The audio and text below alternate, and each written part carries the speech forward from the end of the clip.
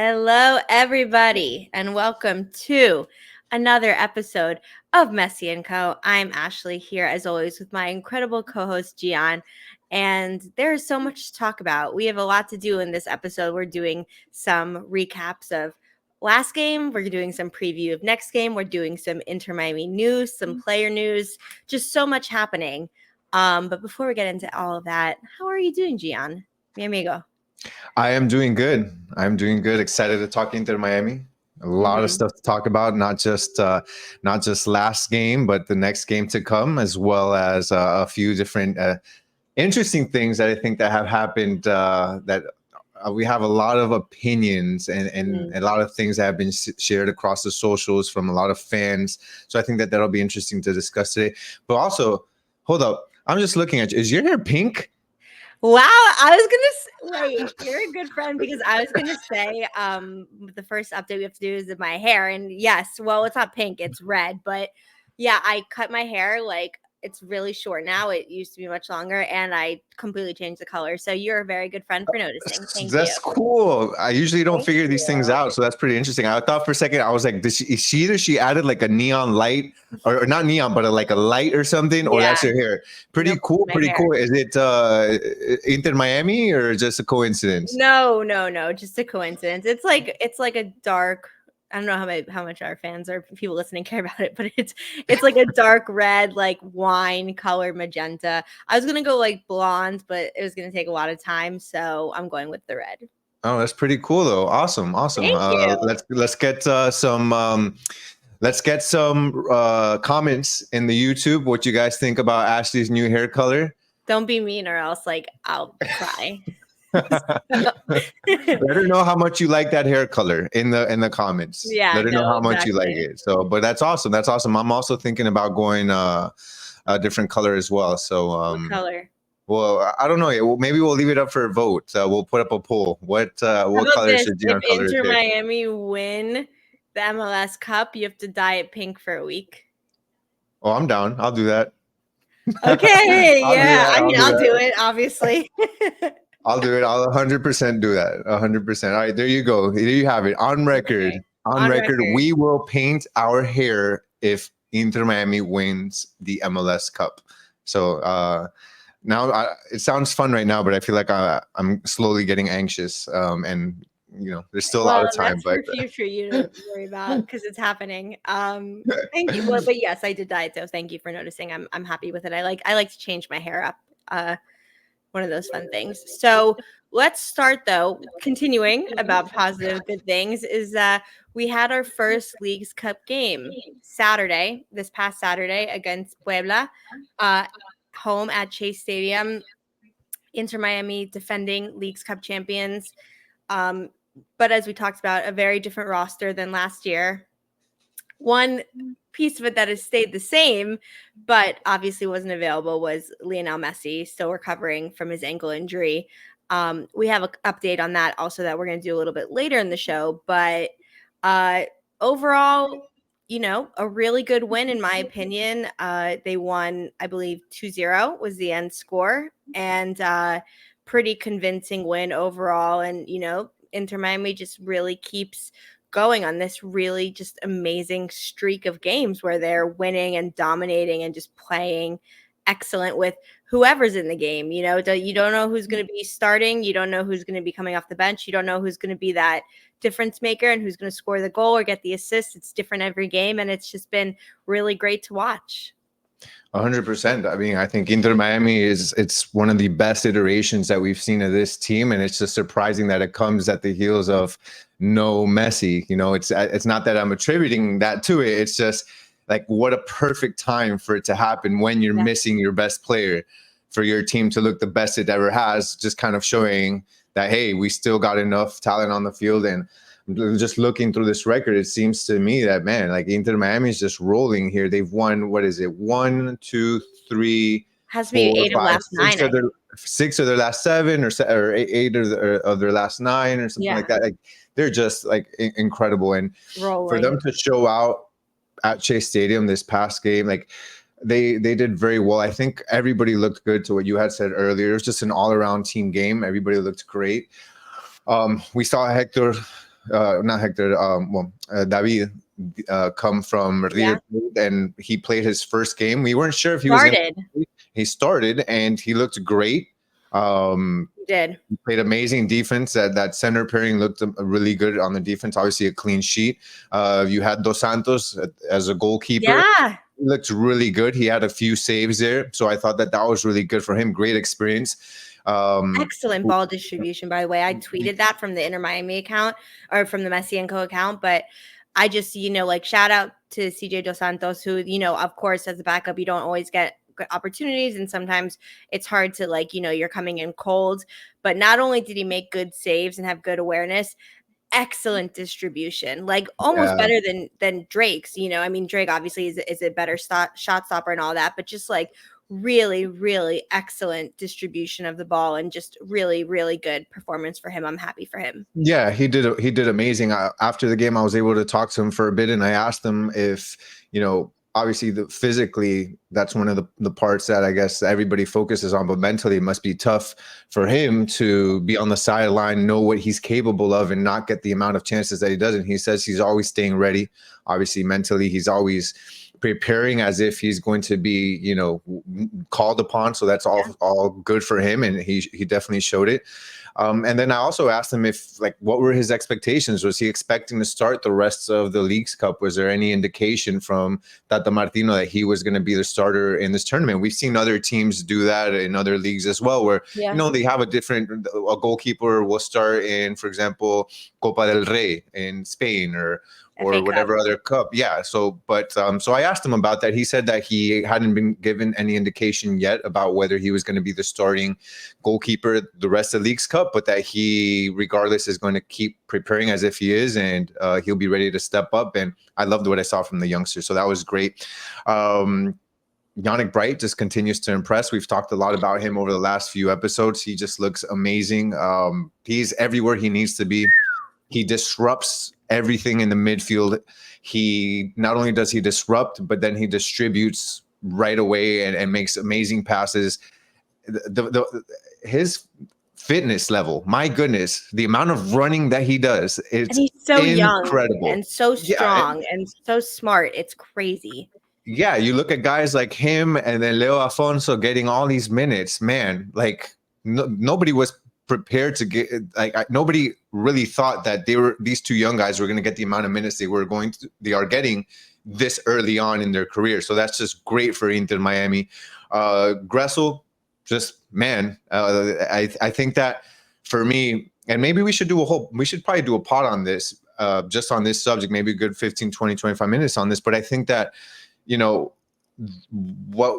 Messi has left, he started to play as a right winger rather than a right midfielder. And I think, to me, that has completely opened up his game, and he has looked so much better. Not to say that he didn't look good before. We've talked about how we thought he's, even though there are a lot of others that maybe didn't want him even on the field. And I know even us, amongst you and I, we had some conversations, but ultimately we thought he was great, a good player on the pitch. Balance, yeah. But he looks so much better as a right winger.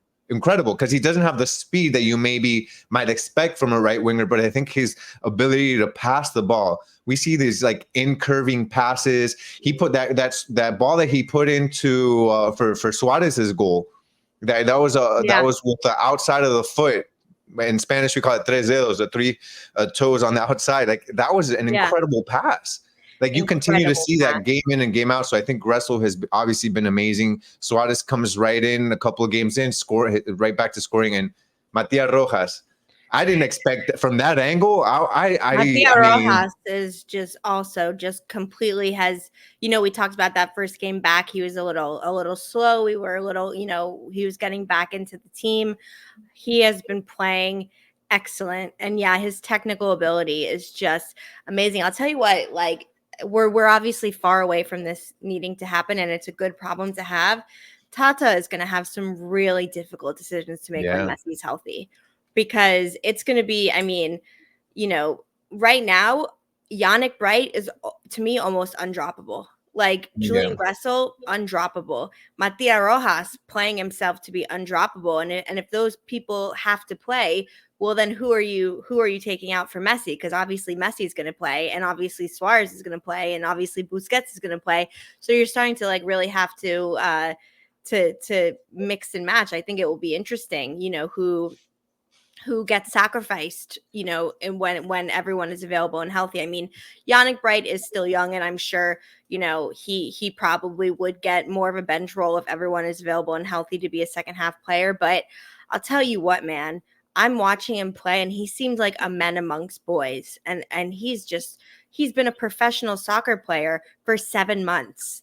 And the way he's playing is unbelievable. And to be really a defensive midfielder, like, it's not the most glamorous position of all time, but the way he's playing, he's everywhere. Whenever it felt like Puebla had an opportunity, was putting together a couple string of passes, we're looking for that open space, he was there. Like, it wasn't happening. And it's like mercurial talent. Like, it's just so crazily impressive that I just every game, and he's keeping that consistency and that quality from minute 1 to minute 90. It's really, really impressive. Like, he should be very proud of how he's playing. Yeah, agreed. And let's not also forget Federico Redondo. Oh is my God, yeah. Redondo too is playing. He can't be sad either. So who the hell is who's getting on the bench? Yeah, I almost wonder, because obviously when Messi comes back, the way that they've used him, they'd have to move Gressel back into the midfield. But the way Gressel is playing up there, like, I almost wonder if they may have Messi as a false 9. That's what I'm saying. Like, I wonder if they change the way they're using Messi, and maybe a way where he's able to just, like a false 9, or more of an actual like 10, like right in between, right under Suarez, between Gressel and Taylor on the left, or whoever you have as your wings. Like, I don't know, just throwing it out there, but I wonder if they change the way they use Messi to be able to keep Gressel on that right wing. Because to me, this team, man, he just opens up a completely different, like, passing, like something that Inter Miami doesn't really have. Because on that right side, that's where Messi is pictured in the starting lineup, but he's right, but that's never where he is. He's typically not there on that right side. So so that'll be interesting to see. I will say that watching this game, we looked at this team when we were doing the preview, and we looked at how they were doing in Liga MX standings, and as far as like what their defense looks like, what their offense looks like. And defensively, they were one of the worst teams in Liga MX. And so we were expecting more goals. So what I would say is, while this was a good win for Inter Miami, I think that they had a lot of chances that they missed.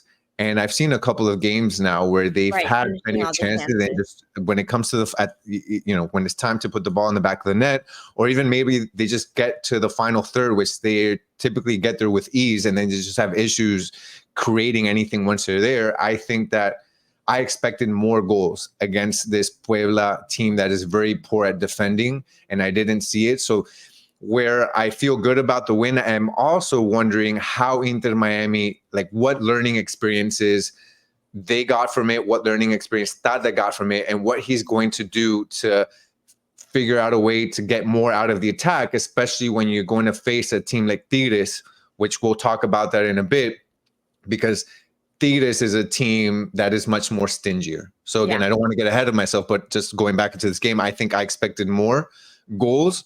I think they're going to look back at the tape and see, okay, we should have done more. How do we figure that out before next game? Agreed. And I mean, look, also as it gets near to when Messi returns and all these things, and, we hope no one else gets injured or there's issues, but I think it's going to start, Tata is going to say it, and the coaching staff's going to say it, and the players are going to know, if you're not finishing your goals, you're going to lose your starting spot. Like, I think it's like they're at such a high level of play where it's not just like creating keeps you on the pitch. You have to finish them. I mean, to what we were saying, Gressel has been absolutely phenomenal. No doubt. He deserves all the praise, and I don't think he's going anywhere, but he misses a lot of chances he gets in terms of scoring himself. He creates a lot, but I can think over the last couple games, like a couple chances where, you know, you want someone really clinical finishing them, and sometimes he doesn't finish the goals as much as he does sets them up. And so you'll see if that becomes a factor later in the season. I mean, Robert Taylor has been excellent at creating and you know, making defenders miss and just creating, but he's missed a couple of his chances. So it'll just be interesting because I mean, Messi's not going to miss, and Suarez is. But when I like, if you're asking me, am I a betting man? Like, I'm not betting against Suarez to keep missing them. So it's really, and Matías Rojas right now is finishing every half chance he gets, he's scoring. So that's, you know, it's a good problem to have, right? If you're Tata. Yeah, I think that he's got the players there that to mess with the lineup and tinker with it if he needs to, and that's a problem. Like you stated earlier, like how the heck is he going to do that? But it's a good problem to have. Yeah. Going back to Champions Cup, that wasn't a problem he had. He looked at his bench. You looked at the bench he had there compared to the bench that other teams had, and he was complaining about it and saying, look, you know, I don't have much to do here. It's the opposite now. He's got way more than enough. He has basically 2 teams that he can mess with. So it's exciting. It'll be as the season goes on and there's more and more intense, important games, it'll be good to see how everyone gets used. So yeah, good start to Leagues Cup. Hopefully we continue to build on it, and we can set ourselves up for maybe back-to-back championships. But something that's not a game that we've played, but that is something that is important to talk about, is where the games are being played and how do you get to go to them. So it's kind of a two-part topic. Part one, it was, you know, a new stadium has been in the process of being built for Inter Miami, and it's been a long road for them even getting the location to make the stadium. They've had to go through a lot of city issues and planning and getting the space, this, that, and the other. And, you know, they were able to break ground. I want to say last year, may have been, I believe it was in year. August. Yeah. On what is going to be the new Inter Miami Stadium, which is like right now, I'd say it's about like 30 minutes south of where the current stadium is. The current stadium is technically in Fort Lauderdale. It's in it's not technically in Miami. It's a little north of Miami. And it's been meant to have been this temporary stadium. It's still like a cool, nice stadium, but it's not, you know, state of the art or big or any of those things that they're trying to do. And so the idea and what we've been told for years was that the plan was to play there in the 2025 season, which would be next season, which is very soon. And we've kind of seen that the progress hasn't exactly been there. And so Jorge Mas, the Mas brothers, had come out basically with a statement this week saying it's actually not going to be next season. It's going to be the season after. It's going to be 2026. And for that season, I think the hope for them was that obviously Messi was going to be able to, you know, kick off the new stadium. I think it could still happen, but you know, now it's a little bit delayed. And so fans have been frustrated, I think, with that. And then coupled with it this week, fans who have season tickets started to get their renewal emails, basically saying, if you want to renew for next season for Inter Miami, with another price increase. And we talked about this last season, towards the end of last season, how the prices have gone up, you know, substantially, obviously, since 2 years ago for this team. And you know, a lot of it, you understand, obviously, these salaries that they're having to pay, like to pay 30 million plus a year for Messi. The money has to come from somewhere, but Messi has been out a lot this season, if we're being completely honest. Like, you know, even before Copa America, when the season started, now, and I think people are concerned that the prices keep going to go up, but how is it, you know, is it fair to the fans? Is it fair to the fans who have been there since day one? You know, it's gone up once, it's gone up twice, it's now going up a third time, high amounts. You know, I think fans are frustrated about those two things. Yeah, it's a shame about the stadium, obviously. You know, either way, like they broke ground August 2023. They promised 2025. They promised either like the summer of 2025 or the late fall of 2025.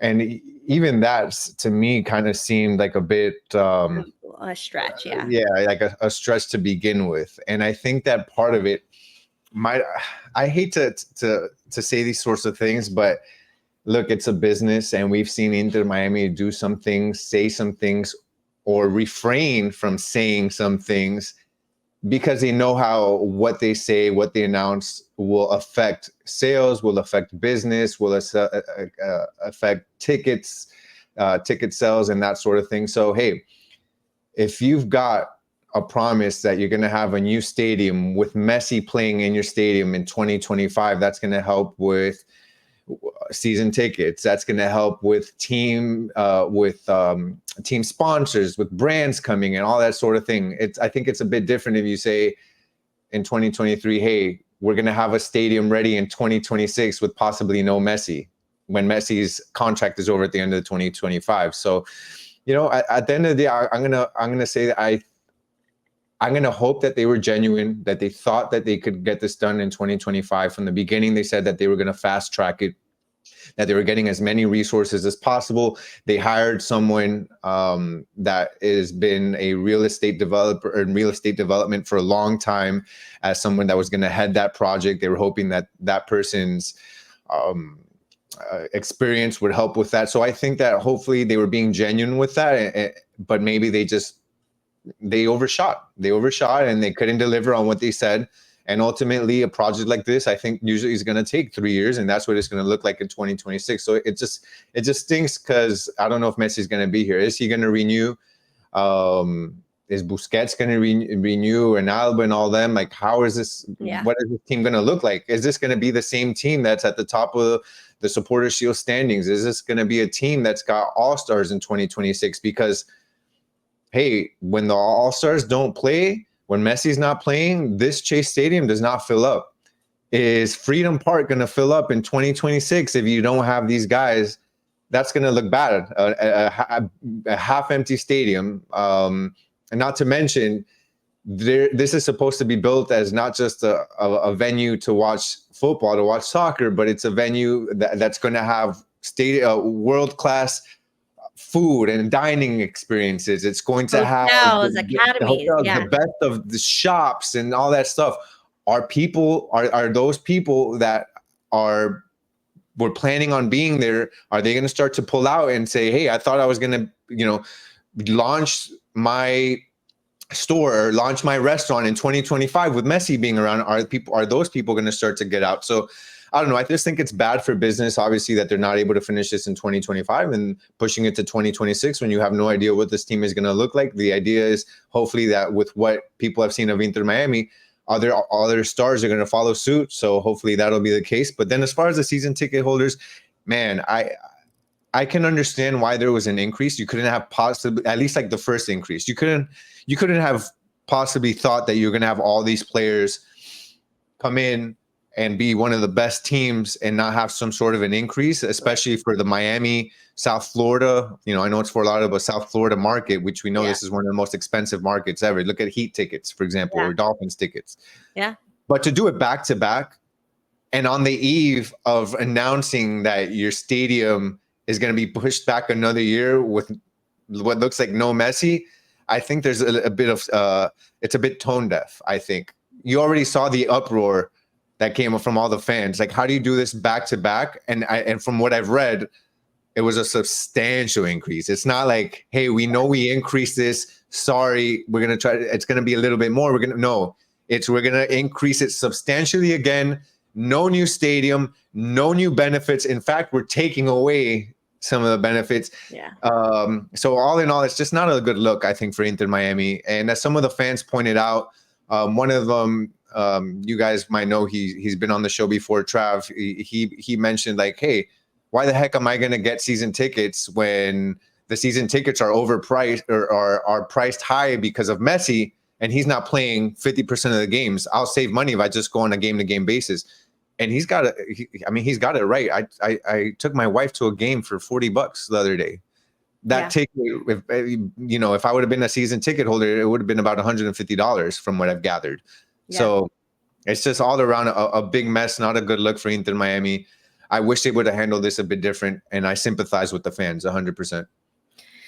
Agreed. Look, it's difficult. It's difficult. We've talked about it a lot. It's a very hard situation to manage. And I think sometimes people also don't factor in the fact that like this team is still only 4 years old, 5 years old. Like, people say football heritage and all that stuff. Well, when you're like Barcelona or Man United or all these things, like you have that built in, and you're going to have a sold out no matter who's playing and who's that. But it's different. First, it's different in the US, and it's different when you're a new team. Like the amount they have to invest and the amount they pay for. I'm not justifying any of it, but I'm just saying it's different than what people, equate it to in terms of like the European giants. Like it's a different business, and it's a different time. But yeah, there's a lot of things that we always say. There's a lot of things we wish were done differently or done better. And it'll be interesting to see what the reaction does, and if there are changes, and what it's going to look like. We're seeing on the field great changes and great updates and great moments. I think they're still working on the off the field part, and the fan part, and it's we'll have to wait and see. So we'll keep updating this issue and this topic. We'll talk about it as there's more updates and more things to talk about. But it was obviously a big part of the news this week, so we definitely wanted to give it a mention. But the next thing to go back on the field now that we've gone off the field, on the field, off the field, on the field. Who is going to be available on the field for not only the game this Saturday, but the games in the next few weeks, the games in the next few months? We have only important games to come, right? Like almost every game from now until the end of the season has much more importance, whether it's for a champion, like it's for a competition like Leagues Cup, whether it's for seeding in the playoffs, whether it's for securing the Supporters Shield. And then when it's eventually the playoffs and you're playing for the cup, every game is starting, we're getting to the business end of the season where it's important games, important moments. Who is going to be available? And starting with the most important person, Lionel Messi. So the update we have this week for his injury is that he is supposed to start light on the field training this week. And the goal from, different sources, nothing, obviously not from Inter Miami, obviously not from an official source, but the goal and what they're hoping is that he is going to be available by the end of August, by the end of this month, in the next 3 to 4 weeks, which, if the team continues on the path they are, would coincide with, the end of Leagues Cup and the semifinals and finals of the Leagues Cup. And the goal is that he will be back by then.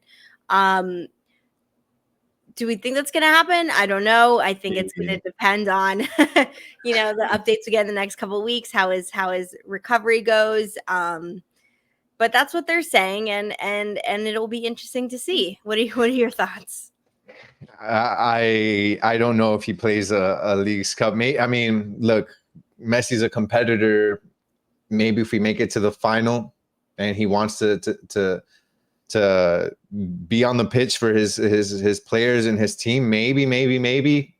But I don't know. I feel like at this stage in his career, he prioritizes his health over everything. I think, especially, again, we know that it's all about Argentina for him too, or more than anything rather. And Argentina is going to have World Cup qualifiers coming up over the next few months. I believe it starts in September. So I think that for me, he's pointing to make sure that he's ready for World Cup qualifiers. That's my and the playoffs. thought. I think the playoffs are also the playoffs as well. Yeah, so the playoffs, because Leagues Cup, I think if he feels 100%, I don't think he's going to risk it. I guess that's the point. If he's not 100%, he's not going to play, in my eyes. And I think that the team is okay with that. I feel like the team would rather him be ready to win the MLS Cup, or be ready to play in the MLS Cup. Yeah. I also think that we have to remember, we are still not sure. And when I say we, I think all of us who are fans of football in MLS, we're still not 100% sure who MLS or who USA Soccer is going to send to the World Cup of Club World Cup, the FIFA Club World Cup. Because we are the host nation, we get an extra slot that we get to send in. They're still trying to figure that out. Right. And it's probably going to be either the Leagues Cup champion or it's going to be the winner of the MLS Cup. Right. So obviously, I think that Inter Miami is like, okay, if we can win Leagues Cup, that's good. But we want to make sure that we cement our way, our way to that World Cup, that Club World Cup for FIFA, and they're going to point. Those are two, to me. Those are more important right now than Leagues Cup. They want to make sure And that the they make team's it playing to. great. Like, it's not like they're playing like scrubs. They're playing No, really good. So no, I think this team can probably get to Leagues Cup final without Messi, and I think with him, obviously, much better. Without him, I still think they've got enough to make a finals run and hopefully win it. I think as we start to see some of these other teams, especially like Tigres and other of these top teams play, we'll kind of figure out how these teams kind of line up against some of the other better teams in this Leagues Cup. So, yeah. but yeah, I'm not 100% on Messi. I would say unless he's 100%, he's not gonna play. I don't think. Yeah. But to also, like we said, like, I'm not ruling it out because he knows his body well. He Yeah, heals well, and if all things go well, the League's Cup final is I think it's about 6 weeks since the Copa final, and that was within the range. And if he feels good, like, I think it's both sides of the coin. If he doesn't feel good and if he feels at risk, definitely not playing. If he feels like he can play, he'll always choose to play, which is why we love him, right? Like, yeah, because he always wants to help and do it. So I think it's just going to be a matter of time and matter of seeing. Other players, Diego Gomez, someone we've talked about, big loan move to Brighton. We've been talking about it for a very long time, and we thought that was going to mean the end of him playing for Inter Miami this summer. However, it's looking like we get to keep him until December, which we talked about before, but it's just amazing. And, yeah. Inter Miami doing a really good bit of business there. And so once he gets back from the Olympics, he will be back on the squad. And that's another player, like, who do you take out for Diego Gomez? Because he most likely starts, Yeah. in your best 11. So it's really a good problem to have. But his availability, Kremaski, the U.S. men's national team made it to the round of 16, or the quarterfinals, whatever it is. So And we saw he's him get still some minutes there. too. So that was nice to see him get some Yeah, minutes. so Yeah. he's still there and waiting for him to come back. But Christoph yeah, was training Christoph, yeah. on his Federico own. Redondo, or not Redondo, Facundo Farias is training, but like we said, he's not playing this year. But still, Yeah. good to see him back on grass. Yeah, 100%. I think that anytime you see a player after such a big injury actually running and getting working, that's always very promising. And I mean, that's somebody else that next season you got another guy he's a starter. So, and just another guy to add to the mix. And with Christoph coming back, I know he's not the starter, but you've got just some more depth at center back, even though you've got Noah Allen there as well. So that just gives, you got Noah, Christoph, Sailor. You've got a good amount of players that can step in. Ian Frey, if needed, yeah. Ian Frey as well. So we're looking to, other than some players that you weren't expecting anyways, this team is just looking very healthy and getting back to basically everybody available pretty soon. I do think, though, it is important for us to say, we are talking about, like, who is going to stay and who's going to play, like, with the team at its best, which is important. But it's also important to know what if we lose players, right? Like, the transfer window is open, and it's open until the end of August. And there are players that we've talked about that we love and that who do start or that do play that Inter Miami may be able to make good business on. And Well, now knowing how stacked this team is, whether it's a Robert Taylor, whether it's a Leo Campana, I mean, I don't know. You'll have to see. Like, we'll have to see what they consider to be worthwhile trades to free up, whether it's international slots to free up general allocation money, or to get back some of the money they've spent on some of their big players, knowing that they do really have a lot of depth in all of these positions that we're seeing. Like, I love Robert Taylor. I don't want him going anywhere. Let me make that very, very clear. But, like, we could easily be in a world where, like, Matia Rojas starts on the left, or even Leo Alfonso, or Gressel moves to the left and Messi's on the right. Like, I can see a couple of situations where, Robert Taylor isn't in the squad, and I would still feel good about the squad. I love Robert Taylor. I don't want him to leave. I'm just saying, like, there are some players where you don't want them to go, but Inter Miami have set itself up. Even Diego Gomez can play as the left winger. You know, you've set yourself up where you have options, which is all you want, right? Yeah. Yeah, I understand that. I would just say also just from an optic standpoint, I don't know how good that would look though on Inter Miami to just get rid of Robert Taylor like that. I mean, at the same Well, it time, depends. I mean, what if a team gives them a lot of good resources for him? I understand that, but I'm talking about from like you want some of the best players to come to Inter Miami, and I think that's something that players look for are loyalty. They look for a place that they can feel confident that they're going to be able. Like if I'm leaving whatever place, maybe I'm playing in Argentina, maybe I'm playing at another place that I really want, that I really enjoy, but I want to go play for Inter Miami because Inter Miami has cemented themselves as one of the premier teams in MLS. They bring in the best players. But if I'm sacrificing something to come here, I want a sense of stability. And I think players like stability and they want to go somewhere where they don't have to worry about, hey, if I come here and I sacrifice everything I got back home to be here, am I just going to be sent out? You know, they signed Kamal Miller. They traded him away. Like they've signed players and they literally put out a press release that says so-and-so has been signed.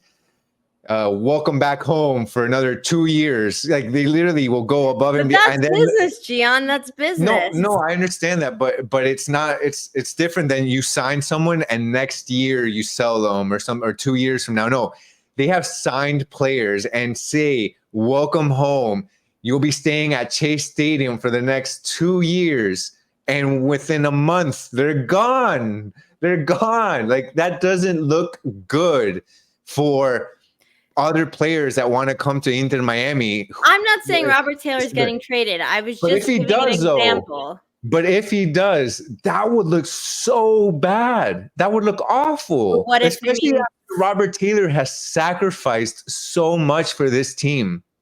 He sacrificed so much. He's been called to Finland and said and not gone because he has his commitment with Inter Miami, and he knows how much the team depends on him, especially when other players were leaving on international duty. He said, I'm going to stay here because I know how much this team depends on me.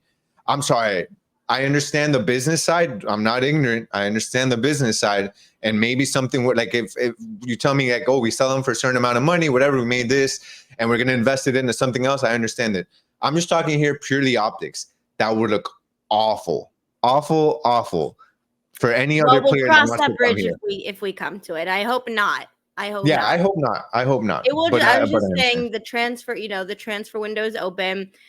To think that in Miami is going to do zero business between now and the 31st of August, I don't know. I don't feel like that's true. I think there probably will be some stuff done here or there. I don't know. We'll have to wait and see. We'll keep you guys updated as we know.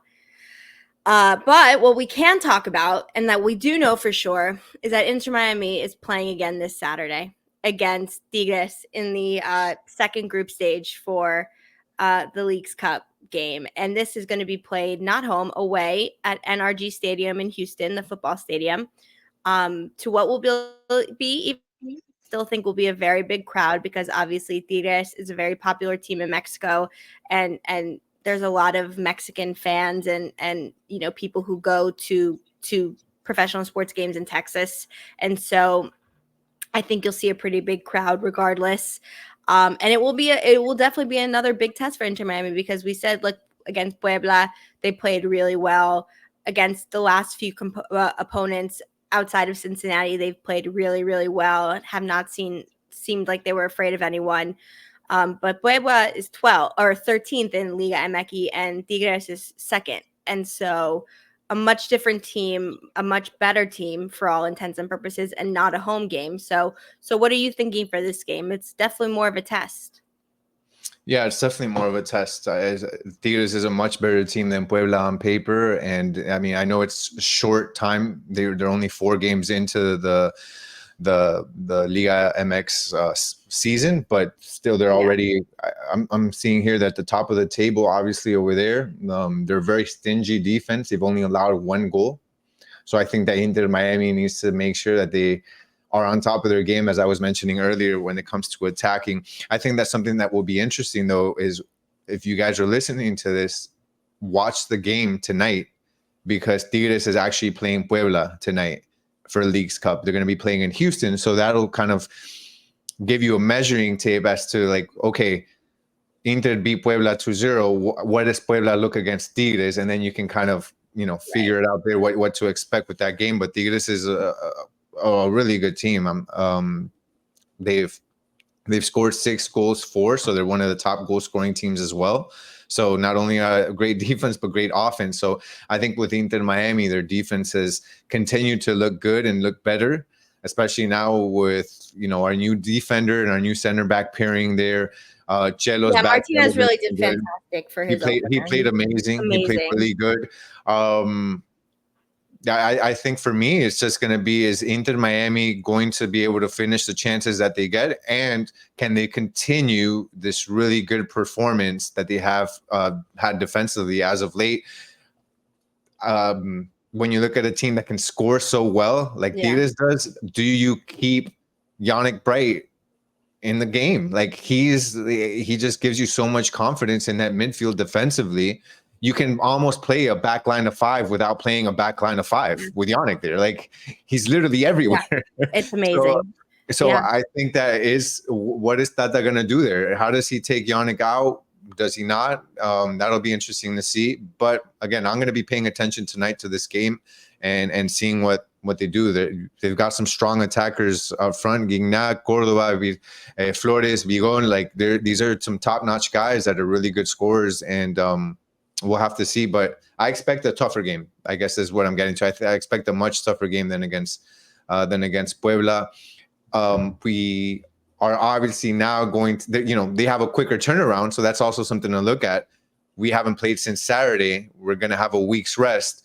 Mm-hmm. They're actually going to have they play tonight, Wednesday, and then they play on Saturday night. So we'll also have to see if maybe that plays into the game as well. Are they going to play?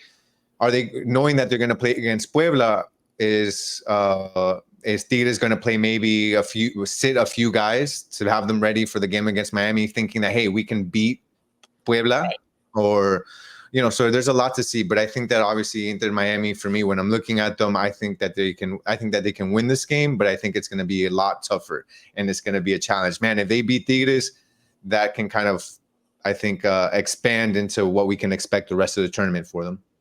100%. No, it's a big game. It's a big game for just confidence and just to be a good test about the ability of this team and, the overall tournament as well. So agreed. I'm really excited to watch it. And, hopefully we learn a lot of good things and we kind of get to reinforce the things we've been saying over these last few months, few weeks. And so it'll be a great game, and that'll be Saturday at 8 p.m. So make sure you're ready to tune in. Let's give our predictions. You know what time it is. It's prediction time. This may be one of our most difficult predictions we've had to do in a while. Yeah. I think this is a really tough one. This is going to be what I think going to be a close game and a really good game. Yeah, it's definitely going to be close. It's definitely going to be tough. And I don't think I don't expect a lot of goals, I think, in this one, especially from Miami. I think Inter is. I think it's going to be such a close game that it might be one of those where it looks like it's going to go to penalties, and maybe Inter Miami scores at the end with a beautiful goal from Suarez or somewhere along those lines. But for me, it's going to be, I think Tigres scores at least one, given that they have a really strong offense. I'm going to go with Inter Miami just continuing to play really good defense. I'm hoping Yannick is there. So I think Tigres 1 and Inter is going to score 2. I think it'll be a 2-1 game, and it's going to be tight. It'll be a game that, who knows, maybe we even go down early. I think that's going to be important, is Inter needs to be, from the very beginning, set the tone. They have to set the tone from the beginning if they want to win this game. You can't play from behind against such a good team like Tigres. I know we don't like to do this often. I feel the exact same way. I'm going to say 2-1 also. I think you're 100% right. I could even see a situation where it's 1-1 and they have to go to penalties and Inter Miami win. But I think it's going to be 2-1. Really close, tight game. But I'm going to take, I'm gonna take the ability of Suarez, of Alba, Busquets in the late game situation to be able to either score the winning goal or, you know, make sure the other team doesn't score an equalizer. Like and you know, the technical ability of Matia Rojas, Robert Taylor, etc., Gressel. Like I think they'll create enough chances for Suarez and each other to be able to get to. So I'm saying the same thing, 2-1. Yeah, it makes sense. I mean, I just don't think you can go past 2 goals for any team. Yeah. It's just impossible. And if Can't we see. score more, then that'll be, you know, we'll be the happiest people on earth. No, I mean, if we score more, I think that just would speak volumes to how connected, well-rounded, and prepared this Inter Miami team is, and how skilled they are. They're able to get 3 on Tigres. I just think that because Tigres is such a good team defensively, and because Inter Miami, they're a completely different team defensively in the second, the second part of the season. Yeah. I think that I can't see any of these teams scoring more than 2, and obviously I think Inter Miami wins. So it's got to be 2-1. I don't think Miami is gonna shut out a team like Tigres, which is why you give them the 2-1. But alternate score, what you said earlier, 1-1 penalties. Alternate, but 2-1 is what we're both agreeing with here. But it's definitely going to be one of those games where it's got you on the edge of your seat, I think. And you're going to be yelling, you're going to be screaming, you're going to run around. Ay, Dios mío, I can't watch. Yeah. It'll be a fun game, I think. Agreed. Well, let us know in the comments your prediction, if you agree, if you disagree. And we're super excited for the game. If there's more updates of players, of personnel, of just the game in general, you know, we'll be there to give them. And as always, make sure you are following us on Twitter/X to get all of these updates at Messi Co. Subscribed on YouTube, notification bell on, following us on TikTok, all of that good stuff that we always talk about. We're getting to that part of the season where the games they're coming thick and fast, and they're all important, right?